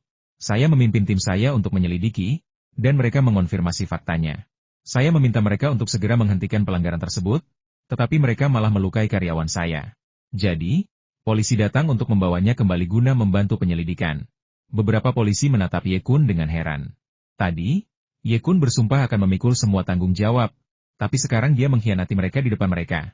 Xia Feng mencuri teknologi paten perusahaanmu? Ling Hao menatap Xia Feng lagi dengan ekspresi terkejut, tidak percaya dengan apa yang didengarnya. Xia Feng tidak membantah dan tampak sangat pendiam. Mu Jianfeng menyela, Tuan Ling, ini benar. Saya tahu sedikit tentang itu. Senapan serbu Gale yang diproduksi oleh pabrik militer Thunder Horse sama persis dengan senapan serbu Shenwu yang diproduksi oleh perusahaan senjata Hanwoo. Senapan Shenwu adalah senapan baru yang dikembangkan bersama oleh grup industri Shenzhou kami dan perusahaan senjata Hanwoo. Saat ini kami memiliki kontrak dengan sebuah perusahaan di UEA senilai 200 juta. Namun, saya tidak menyangka pabrik militer Thunder Horse akan mencuri teknologi paten senapan Shenwu dan memproduksinya secara diam-diam. Ini adalah insiden yang sangat serius. Saya rasa Xia Feng perlu dibawa kembali untuk diselidiki. Beberapa pemimpin militer berbicara dengan suara pelan, dengan kekecewaan di wajah mereka. Pabrik senjata Thunder Horse adalah kuda hitam dalam industri militer Tiongkok, sumber kebanggaan, dan bisa dibilang kebanggaan. Militer perlu meningkatkan senapan mereka, dan mereka tentu saja tertarik dengan produk Thunder Horse. Itulah sebabnya mereka datang untuk memeriksanya. Mereka tidak menyangka akan melihat senapan-senapan itu sebelum menemukan ini. Ekspresi Ling Hao berubah muram. Ia menatap Xia Feng dan bertanya, benarkah? Xia Feng akhirnya angkat bicara. Tentu saja itu palsu. Bagaimana mungkin aku mencuri paten mereka dan memproduksinya secara terbuka? HMPH. Palsu? Kata Ye Kun dingin. Kami punya sertifikat patennya, dan senapan serbu Gale yang kau bawa ke pameran juga buktinya. Apa kau masih mau berdalih? Xia Feng, berdalih itu tidak ada gunanya. Kalau ada yang ingin kau katakan, simpan saja untuk pengadilan. Xia Feng berkata dengan tenang. Paten? Apa sebenarnya yang bisa diungkapkan sertifikat paten? Bisakah itu memperkuat pertahanan nasional kita? Bisakah itu meningkatkan kemampuan manufaktur kita? Aku berani jamin dengan kepalaku bahwa senapan serbu Shenwu itu sampah. Senapan serbu Gale kita adalah senapan serbu terbaik di dunia. Ye Kun mencibir, lelucon apa ini? Apapun yang kau katakan itu benar? Lalu apa gunanya hukum paten? Saya tidak tahu bagaimana Hanwoo Yaponri dan Shenzhou Industrial Group mendapatkan cetak biru desain kami. Tapi mudah dibuktikan, kata Xia Feng. Ye Kun, beraninya kau membawa senapan serbu Shenwu ke lapangan tembak dan membandingkannya dengan senapan serbu Gale kami? Kita akan tahu mana yang palsu setelah membandingkannya. Kata-kata Xia Feng membuat ekspresi Mu Jianfeng tiba-tiba menjadi serius. Si rubah tua sempat khawatir akan terjadi sesuatu yang salah. Namun, ia tidak menemukan jejaknya. Kini setelah Xia Feng mengatakan ini, perasaan gelisahnya semakin kuat. Ye Kun sebenarnya merasakan hal yang sama, tetapi saat ini ia tidak bisa berpikir terlalu jauh. Kau ingin bersaing? Kau pikir kau siapa? Kau mencuri teknologi paten perusahaan kami dulu, dan sekarang kau ingin kami memenuhi tuntutanmu yang konyol itu. Apa kau tidak terlalu serius? Xia Feng berkata, kau bahkan tidak berani melawan mereka secara langsung. Apa kau merasa bersalah? Jika kita mengambil barang yang sama dan menunjukkannya kepada seorang ahli, mengujinya, dan membandingkannya, bukankah hasilnya akan sangat jelas? Atau apakah kau benar-benar tahu bahwa senapan serbu Shenwu milikmu palsu? Ye Kun tidak ingin berdebat lagi dengan Xia Feng. Ia berkata dengan marah, kenapa kau masih berdiri di sana? Bawa dia pergi. Para polisi itu diam saja. Mereka baru saja dikhianati oleh Ye Kun, dan sekarang Ye Kun menggunakan mereka sebagai pion. Siapa yang tidak akan kecewa? Siapa yang masih bisa setaat seorang cucu? Kerumunan orang di sekitarnya langsung mulai ribut. Kamu bahkan tidak berani bersaing. Apakah kamu benar-benar bersalah? Bukankah sebaiknya kita keluarkan dan verifikasi apakah itu asli atau palsu? Ya, kalaupun sampai ke pengadilan, tetap harus diverifikasi, kan? Ini jelas bukan apa yang dikatakan perusahaan senjata Hanwu. Kalau tidak, mengapa mereka tidak berani memverifikasinya secara langsung? Kebanyakan orang yang mengatakan hal-hal ini dibawa oleh Shen Tutianyin, dan mereka ingin memperburuk keadaan. Suara keraguan semakin keras, dan ekspresi Kun serta Mu Jianfeng semakin muram. Para petugas polisi berdiri di sana seperti tiang kayu, tidak melepaskan Xia Feng maupun membawanya pergi. Mereka bukan orang bodoh. Meskipun mereka tidak tahu identitas asli Ling Hao, para prajurit yang berdiri di belakangnya semuanya adalah tokoh penting. Bagaimana mungkin seseorang yang bisa dikaitkan dengan tokoh penting seperti itu berstatus rendah? Jadi, mereka memutuskan untuk mengamati situasi dan menyusun rencana sendiri. Pada saat ini, Ling Hao berkata, bagaimana kalau begini, kalian lepaskan Xia Feng dulu. Kali ini polisi tidak ragu-ragu dan langsung membuka borgol Xia Feng dan melepaskannya. Beberapa prajurit juga berbicara dengan suara pelan selama beberapa kata, lalu salah satu dari mereka berjalan ke telinga Ling Hao dan membisikkan sesuatu. Ling Hao melanjutkan, mari kita kesampingkan pertanyaan tentang siapa yang mencuri teknologi paten milik siapa. Itu hanya hakim yang bisa memutuskan. Sebelum itu, perwakilan militer ingin melihat senapan serbu kalian. Setelah jeda, ia menambahkan, siapkan amunisi kalian dan pergilah ke lapangan tembak. Pemimpin militer telah berbicara, dan Ye Kun tidak bisa tidak patuh, jadi dia harus mengangguk dan mengirim seseorang untuk mengambil senjata dan amunisi. Ling Hao menarik Xia Feng ke area pameran pabrik militer Thunder Horse dan berbicara kepadanya. Apa yang terjadi? Xia Feng berkata, saya baru saja menelepon Anda tentang ini. Ye Kun dan Mu Jianfeng datang untuk mengganggu pameran kami. Ia menunjuk ke area pameran pabrik militer Thunder Horse dan berkata dengan nada kesal, Saudara Ling, Anda lihat sendiri bahwa ini adalah area pameran yang mereka siapkan untuk saya. Ini sama sekali bukan area pameran, ini hanyalah penghinaan yang tulus bagi saya. Para karyawan pabrik militer Thunder Horse dan saya telah berkontribusi dalam pembangunan pertahanan nasional, bekerja tanpa lelah. Meskipun kami tidak memiliki penghargaan, kami telah bekerja keras, tetapi apa yang telah kami dapatkan? Ini omong kosong. Siapa yang memberi mereka hak? Ling Hao juga sangat marah. Pabrik militer Thunder Horse, yang dipuji sebagai kuda hitam oleh industri militer asing, didiskriminasi dan dihina di Tiongkok. Ini sungguh tak tertahankan. Juga, dalam kasus ini, perusahaan senjata Hanwu dan grup industri Shenzhou menyuap mata-mata industri untuk mencuri teknologi kami, tetapi mereka malah menjebak kami dan ingin menangkap saya. Saya butuh keadilan untuk masalah ini. Xia Feng terus berpura-pura merasa sangat dirugikan. Ling Hao berkata, jangan khawatir, jika kebenaran terungkap, bahkan Ye Kun dan Mu Jianfeng tidak akan lolos dari hukuman. Xia Feng mengangguk, tetapi diam-diam berpikir dalam hatinya kebenaran.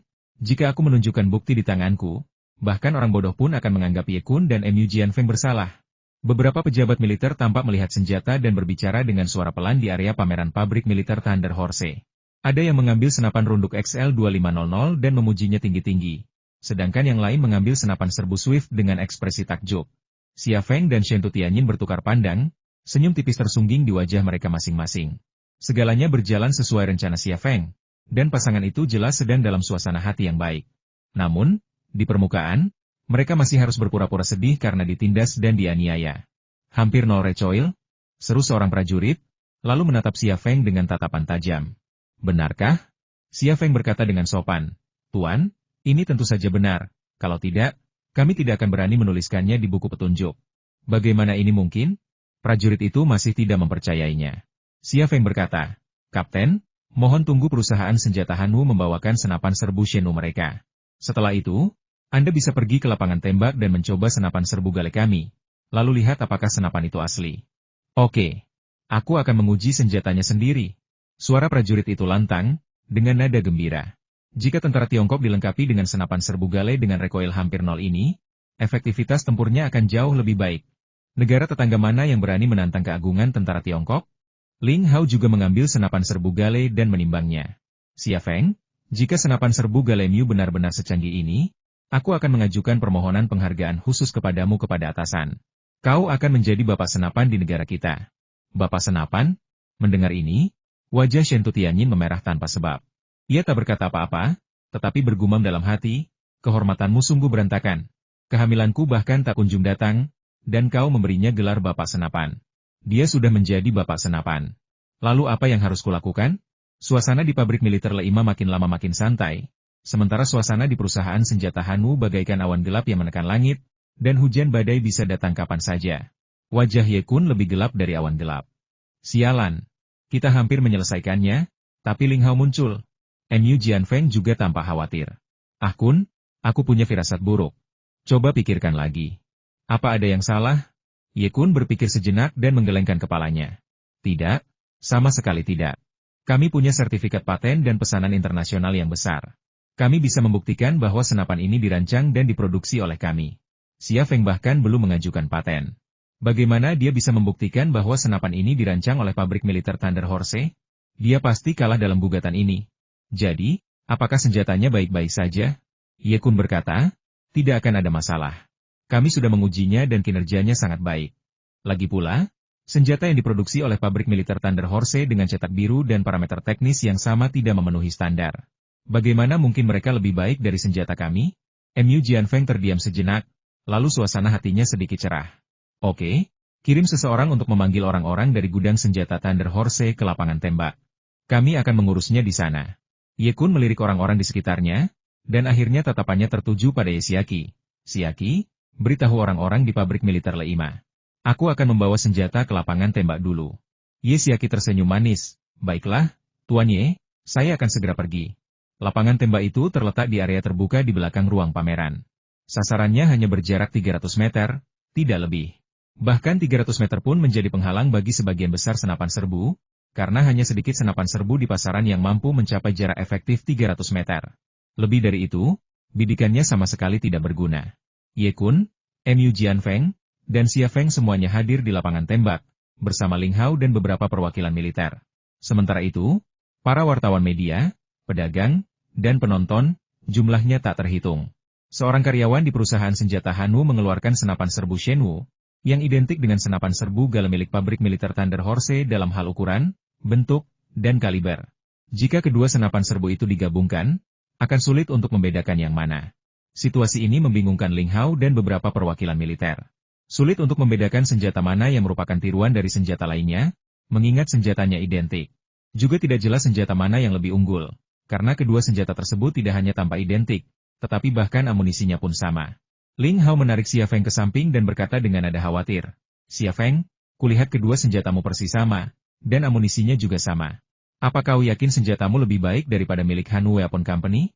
Kalau performanya tidak jauh berbeda, dan Ye Kun punya sertifikat paten, dan dia bersikeras kau mencuri teknologi paten mereka, kau akan mendapat masalah besar.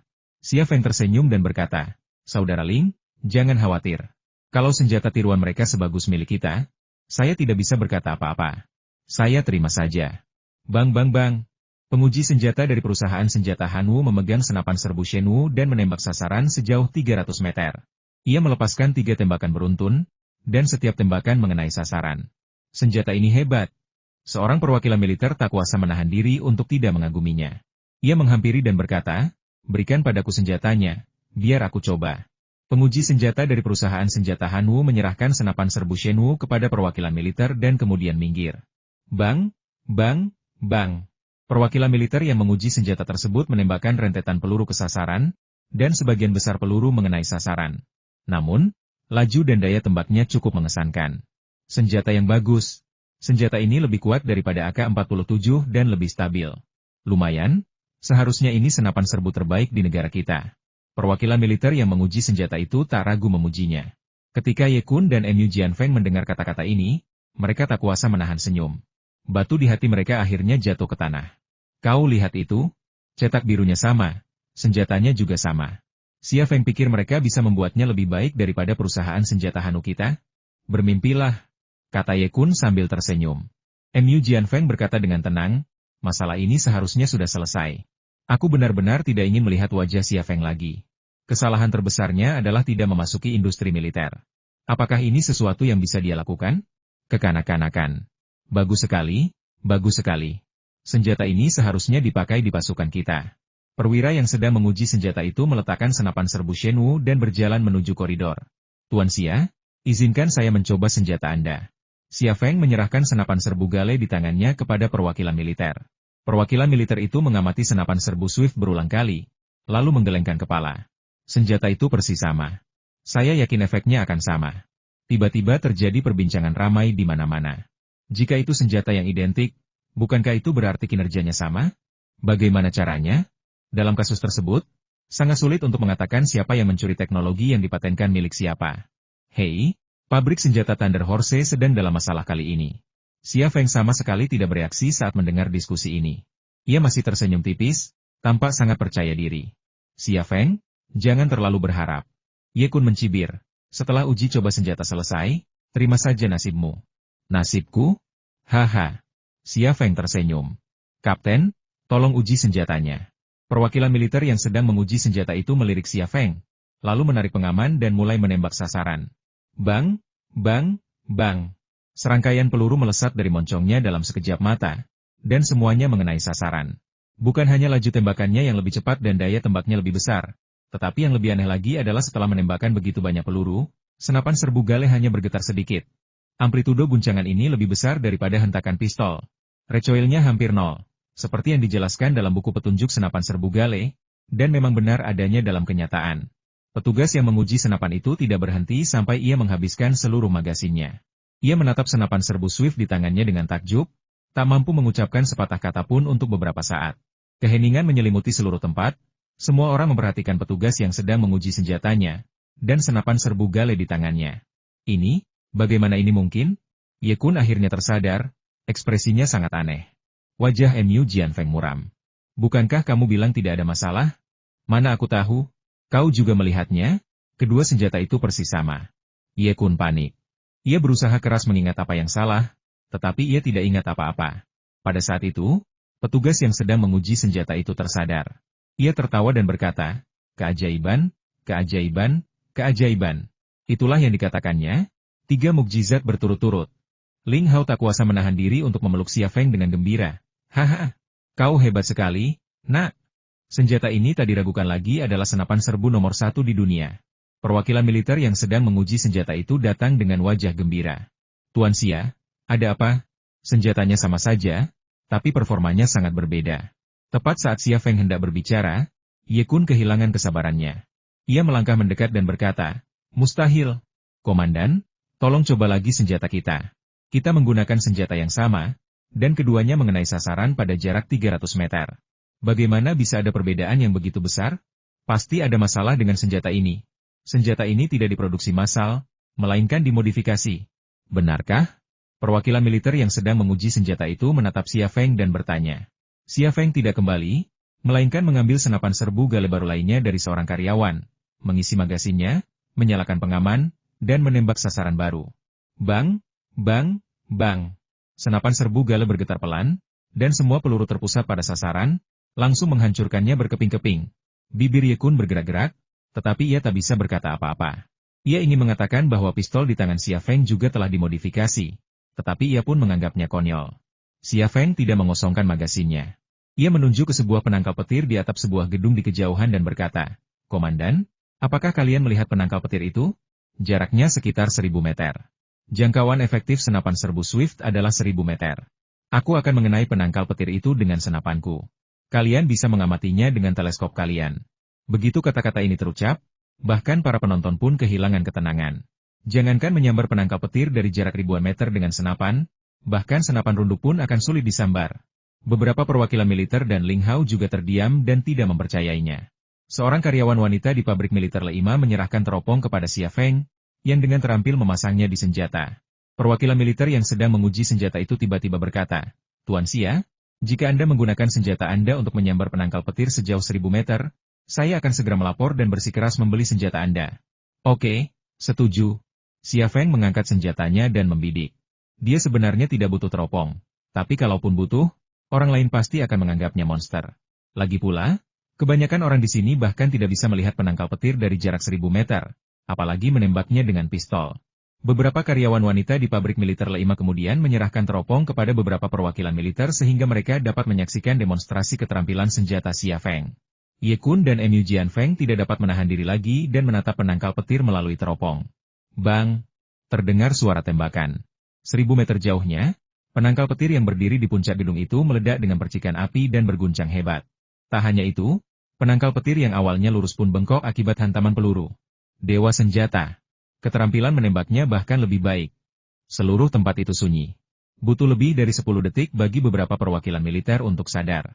Hahaha. Tuan Xia, kami harus menjual senjatamu kepada kami. Seorang perwakilan militer tertawa, dan beberapa perwakilan militer lainnya juga sangat gembira. Ling Hao menepuk bahu Xia Feng tanpa berkata apa-apa, tetapi wajahnya penuh senyum dan matanya penuh rasa hormat. Shen Tutianyin juga sangat gembira saat ini. Kehormatan Xia Feng adalah setengah miliknya, dan dia bangga padanya. Ini tidak adil. Ye Kun cemas.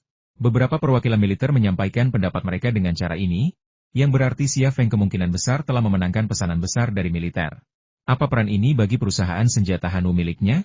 Ye Kun dan Mu Jianfeng telah menjebak Xia Feng, mencoba mengusirnya dari industri militer. Bukankah itu hanya untuk memonopoli pasar? Sekarang, Xia Feng telah memenangkan pesanan meskipun menghadapi kesulitan seperti itu. Bagaimana mungkin mereka menerima ini? Komandan. Mu Jianfeng kehilangan kesabarannya dan menghampiri Xia Feng penembak jitu. Ini tidak adil bagi perusahaan senjata Hanu. Kita bisa mencari seseorang dengan keahlian menembak yang baik yang bisa menggunakan senapan kita untuk mengenai sasaran sejauh 1000 meter. Kalian lihat, senjatanya sebenarnya sama. Performanya sama sekali tidak berbeda. Beberapa perwakilan militer berbicara dengan suara pelan, tampaknya membahas saran Mu Jianfeng. Xia Feng berkata, kau bahkan tak perlu mengenai sasaran sejauh 1000 meter. Tembakkan 500 peluru dengan senapanmu. Jika kau masih bisa mengenai sasaran sejauh 300 meter, aku anggap kau pemenangnya.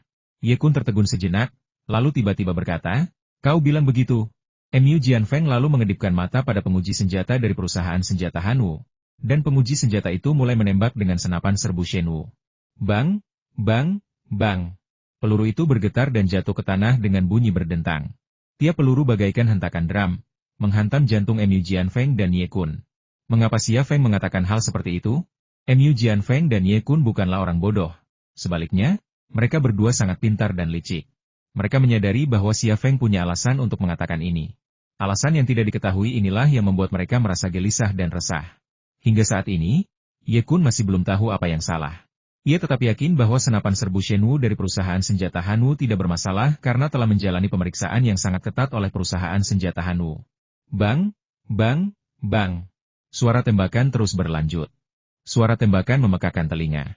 Senapan serbu Shenwu dari perusahaan senjata Hanu meraung seperti binatang buas. Peluru beterbangan dari moncongnya, beberapa mengenai sasaran sejauh 300 meter, sementara yang lain terbang ke tempat lain. Semua orang, mulai dari perwakilan militer hingga pedagang dan kerumunan, dapat melihat perbedaan signifikan antara senapan serbu Shenwu milik perusahaan senjata Hanu dan senapan serbu Jifeng milik pabrik militer Thunder Horse. Lebih penting lagi, seiring bertambahnya waktu tembak, senapan serbu Shenwu mulai bergetar semakin hebat. Sebelum menembakkan 500 peluru, senapan itu kehilangan penglihatannya, sehingga hampir mustahil untuk mengenai sasaran pada jarak 300 meter. Ada apa? Ada apa? Ye Kun sudah menyadari ada yang tidak beres. Wajahnya pucat dan dahinya dipenuhi keringat dingin. Akun, bukankah kau bilang tidak ada masalah? Bukankah kau bilang tidak ada masalah? Mu Jianfeng berkata dengan marah. Apakah ini yang kau maksud dengan tidak ada masalah? Guru, kita punya gambar yang sama. Mengapa ada perbedaan yang begitu besar pada senjata yang diproduksi? Saya tidak mengerti, tapi saya yakin tidak ada yang salah. Tidakkah guru lihat bahwa senjata dari pabrik militer Leima persis sama dengan senjata kita?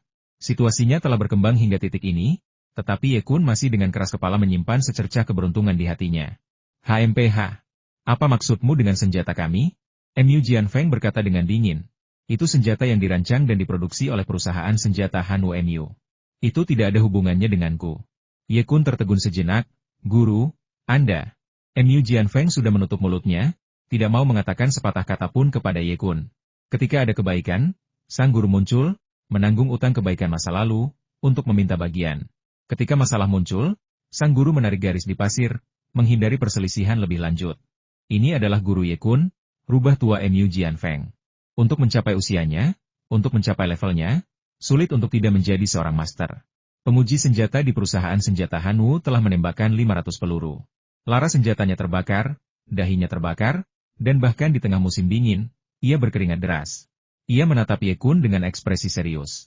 Ia tidak mengatakan apa-apa, tetapi ekspresi dan tatapannya memberitahu Ye Kun bahwa senjata yang dipegangnya rusak. Beberapa perwakilan militer juga menatap Ye Kun, mata mereka dipenuhi kecurigaan dan ketidakpuasan. Baru saja, Ye Kun mengklaim bahwa pabrik militer Thunder Horse telah mencuri teknologi paten milik perusahaan persenjataan Hanwu dan ingin menangkap Xia Feng untuk diselidiki. Namun sekarang, siapapun yang jeli dapat melihat siapa yang mencuri teknologi milik siapa, dan pencurian itu sungguh gagal. Masing-masing perwakilan militer ini adalah tokoh penting, dan setiap tindakan mereka akan menimbulkan kegemparan di wilayah mereka. Hukuman yang sesungguhnya belum tiba, tetapi hanya ditatap seperti itu saja sudah membuat Ye Kun merasa gelisah dan gelisah. Saat itu, Xia Feng berkata, "Saya yakin semua orang sudah melihatnya. Tuan Ye dari perusahaan senjata Hanwu mengatakan bahwa saya mencuri teknologi paten perusahaan mereka. Beliau juga mengatakan bahwa senjata yang mereka bawa sama dengan milik kami. Apakah Anda percaya apa yang dikatakannya?" Terdengar tawa terbahak-bahak di mana-mana. Dari segi manusia, Ye Kun sudah jauh lebih unggul daripada Xia Feng. Dari segi senjata, senapan serbu galenya juga jauh lebih unggul daripada senapan serbu Shenwu-nya. Kini, tak seorang pun mau mempercayai kata-kata Ye Kun tanpa memberikan bukti apapun. "Tuan Ye, apa Anda tidak punya penjelasan atas apa yang terjadi?" Suara Ling Hao dingin dan penuh amarah. Ye Kun berkata dengan keras kepala, "Aku tidak yakin apa yang terjadi. Departemen desain perusahaan kami mengembangkan senapan ini dan mulai memproduksinya. Aku tidak tahu bagaimana mereka bisa membuatnya. Perusahaan ini begitu besar, bagaimana mungkin aku bisa mengurus semuanya sendiri? Lalu kenapa kau bersikeras bahwa Xia Feng mencuri teknologi paten perusahaanmu?" Tatapan Ling Hao pun berubah dingin. "Baiklah." Ye Kun terdiam sejenak dan berkata dengan ragu, "Masalah ini ditangani oleh tim hukum perusahaan kami. Saya mengetahuinya setelah kembali menyelidiki. Jangan khawatir, Tuan Ling. Ini jelas salah paham, tapi saya tidak akan membiarkan siapapun yang melakukan kesalahan begitu saja. Mereka yang seharusnya dipecat akan dipecat, dan mereka yang seharusnya bertanggung jawab akan dimintai pertanggungjawaban." Ye Kun melarikan diri dengan paksa. Bukan tugas mudah baginya untuk sampai ke posisinya saat ini. Dia hanya menemukan beberapa bawahan untuk disalahkan, dan dia menghindarinya serta bersikap rendah hati untuk sementara waktu. Ling Hao mengerutkan kening. Meskipun dia tahu Ye Kun melakukan sesuatu yang buruk untuk menekan pabrik militer Leima dan bahkan menjebak Xia Feng, dia tidak bisa melakukan apapun pada Ye Kun tanpa bukti. Pada saat ini, Xia Feng berjalan mendekati Ye Kun dan berkata dengan ringan, "Tuan Ye, aku benar-benar iri padamu. Apa yang membuatmu iri padaku?" Ye Kun menghindari tatapan Xia Feng, hatinya dipenuhi rasa jijik dan benci. Saat ini, orang yang paling tidak ingin ia temui adalah Xia Feng, tetapi ia harus berbicara dengannya. Xia Feng berkata, "Lihatlah dirimu. Ketua perusahaan senjata Hanwu. Kau melakukan kejahatan tanpa bayaran. Aku tidak melakukan kejahatan apapun, dan kau hampir menangkapku tadi. Katakan padaku, kita semua manusia. Jadi mengapa ada jurang pemisah yang begitu lebar di antara kita? Kalau bukan kau, siapa yang harus kuiri?" Ye Kun berkata dengan dingin, "Jangan bicara omong kosong. Ini semua salah paham. Aku sudah menjelaskannya dengan sangat jelas tadi. Pasti salah satu anak buahku yang tidak mengerti situasi dan melakukan kesalahan. Aku butuh waktu untuk mencari tahu sebelum aku bisa menanganinya. Masalah ini pasti akan ada hasilnya. Kenapa kau terburu-buru?" Xia Feng tertawa dan berkata, "Bos Ye, apakah Anda mencari seseorang untuk disalahkan?" "Xia Feng." Ye Kun geram. "Aku memang mempermalukanmu, tapi jangan coba-coba. Aku sudah setuju untuk menyelidiki, apalagi yang kau inginkan?" "Keadilan." Teriak Xia Feng pada Ye Kun, "Aku menginginkan keadilan." Xia Feng tiba-tiba tampak seperti orang yang berbeda. Ia bukan lagi seorang pengusaha yang lembut, melainkan seorang prajurit di medan perang dan seekor binatang buas di hutan. Ye Kun tertegun sejenak, tetapi ia segera menenangkan diri. "Keadilan?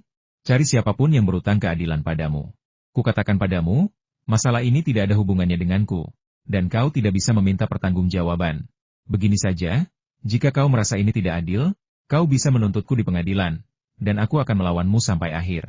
Aku tak percaya kau masih begitu sombong sampai sekarang." Senyum Xia Feng kembali, nadanya tenang. "Tuan Ye, Kau telah melakukan begitu banyak kejahatan selama beberapa dekade terakhir. Namun kau masih bisa duduk di kursi ketua perusahaan senjata Hanu, menikmati kekayaan dan kejayaan. Tak seorang pun bisa meminta pertanggungjawaban, dan kejahatanmu bebas. Tapi itu perbuatan orang lain. Hari ini, kau harus menghadapiku. Kejahatanmu terhadapku tak akan pernah bebas. Ye Kun tertawa terbahak-bahak, kau memang sombong hari ini, tapi hanya sekali ini saja. Aku tidak ingin berdebat denganmu hari ini. Jadi, jika kau terus memamerkan kefasihanmu di sini, aku tidak akan menemanimu lagi. Setelah berkata begitu, ia melambaikan tangannya. Ayo pergi. Sekelompok besar karyawan perusahaan senjata Hanu berkemas dan bersiap meninggalkan lapangan tembak. Xia Feng mengulurkan tangan dan meraih bahu Ye Kun. Apa yang ingin kau lakukan? Ye Kun berbalik dan memelototi Xia Feng. Lepaskan. Xia Feng berkata sambil tersenyum. Tuan Ye, Anda tidak bisa pergi hari ini. Hahaha. Ye Kun tertawa. Kenapa? Kamu mau pukul aku? Baiklah, pukul saja aku. Aku janji tidak akan melawan. Xia Feng tidak memukul Ye Kun. Ye Kun berkata dengan nada sinis, hanya itu yang bisa kau lakukan. Sekalipun aku memberimu 10 nyali, kau tak akan berani memukulku. Xia Feng berkata, aku tidak akan memukulmu, tapi aku ingin menunjukkan sesuatu padamu. Ye Kun tertegun sejenak. Entah kenapa, ia merasa gugup. Xia Feng melepaskan bahu Ye Kun dan berkata dengan keras, semuanya, silakan lihat layar lebar. Ada layar elektronik besar di sisi lapangan tembak untuk menampilkan gambar dan slogan saat menembak. Tepat saat Xia Feng selesai berbicara, gambar di layar elektronik di samping tiba-tiba berubah, langsung menarik perhatian semua orang. Di layar, di sebuah kedai kopi, Ye Xiaqi mendesak Wu Bin untuk menyerahkan cetak birunya. Tetapi Wu Bin bersikeras untuk melihat uangnya terlebih dahulu. Ye Xiaqi membuka brankas dan menunjukkannya kepada Wu Bin. Wu Bin pun membuka tas kerjanya dan menunjukkan cetak birunya kepada Ye Xiaqi. Gambar itu membeku, dan layar elektronik besar menunjukkan gambar desain senapan serbu Gal milik Thunder Horse Military Factory, yang bahkan di atasnya orang dapat melihat logo Thunder Horse Military Factory. Setelah transaksi selesai, Ye Xiaqi meninggalkan kafe sambil membawa tas kerja berisi gambar, dan kemudian memasuki gedung kantor pusat perusahaan senjata Hanu. Tatapan Ling Hao tiba-tiba beralih ke Ye Xiaqi yang berdiri di belakang Ye Kun. Tidak hanya Ling Hao, tetapi beberapa perwakilan militer juga mengalihkan perhatian mereka ke Ye Xiaqi. Ye Xiaqi adalah sekretaris Ye Kun. Tetapi apakah seorang sekretaris kecil akan melakukan hal seperti itu tanpa instruksi Ye Kun? Di bawah tatapan mata orang banyak, wajah Ye Xiaqi memucat. Ia sangat gugup dan tergagap. Aku, ini bukan urusanku. Ya. Ia menatap Ye Kun dan tak berani berkata apa-apa lagi. Ye Kun juga panik. Ye Xiaqi, apa yang ingin kau katakan? Kau harus bertanggung jawab atas tindakanmu sendiri. Ye Xiaqi ternganga lebar, tak bisa berkata-kata. Tadi malam, ia masih menciumi kekasih kecilnya. Tapi sekarang ia seperti orang asing. Ye Kun ini, sikapnya berubah lebih cepat daripada membalik halaman buku. Ye Kun mengedipkan mata pada Ye Xiaqi, memberinya petunjuk. Gambar di monitor membeku. Mu Jianfeng datang dan berdiri di samping Ye Xiaqi. Berbisik, bertanggung jawablah atas masalah ini, dan kau tidak akan masuk penjara.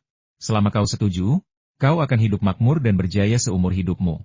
Ye Xiaqi sangat bingung dan tidak tahu harus berbuat apa. Tetapi ketika semua orang mengira ini adalah bukti dan akhir dari insiden, gambar di layar berubah lagi. Dalam video tersebut, Ye Kun dan Ye Xiaqi mengobrol dan memuji penampilannya. Setelah itu, keduanya memasuki ruang tunggu dan melakukan hubungan seksual. Namun, video tersebut disensor, dan beberapa adegan yang tidak pantas tidak ditampilkan. Prosesnya pun singkat, hanya berlangsung beberapa detik. Gambarnya tiba-tiba berhenti lagi. Keringat dingin muncul di dahi Ye Kun. Ya.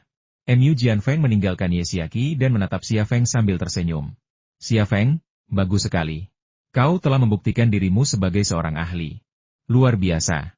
Senapan serbu Gale dari Thunder Horse Military Factory tidak diragukan lagi adalah senapan terbaik di dunia. Aku bangga negara kita memiliki orang berbakat sepertimu. Xia Feng tertawa. Hehehe. Gambar di layar tiba-tiba menunjukkan konten baru.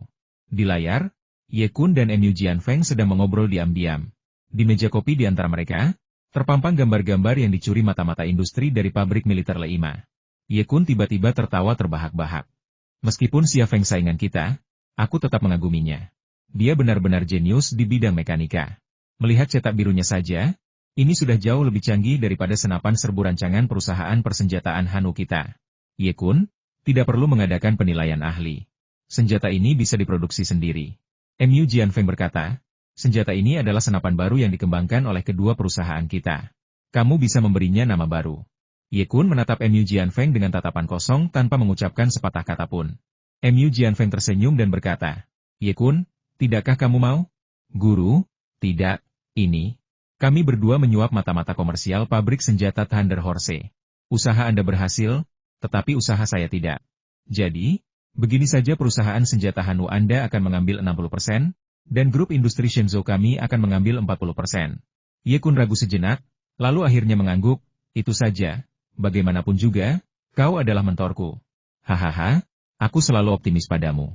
Ada aku di hatimu, dan pantas saja aku mendukungmu saat itu, kata Mu Jianfeng sambil tersenyum. Guru, karena kita bekerja sama, saya akan menamai senapan serbu ini senapan serbu Shenwu, dengan mengambil satu kata dari masing-masing kompi kita, kata Ye Kun. Shenwu, nama yang bagus, ayo kita lanjutkan. Mu Jianfeng sangat senang. Aku akan segera menghubungi kantor paten dan mengajukan paten terlebih dahulu untuk menghalangi Xia Feng kabur. Gambar berakhir di sini. Mata semua orang tertuju pada Mu Jianfeng. Tak seorang pun berbicara, tetapi mereka menatapnya seolah-olah ia tikus yang menyebalkan dan menjijikan.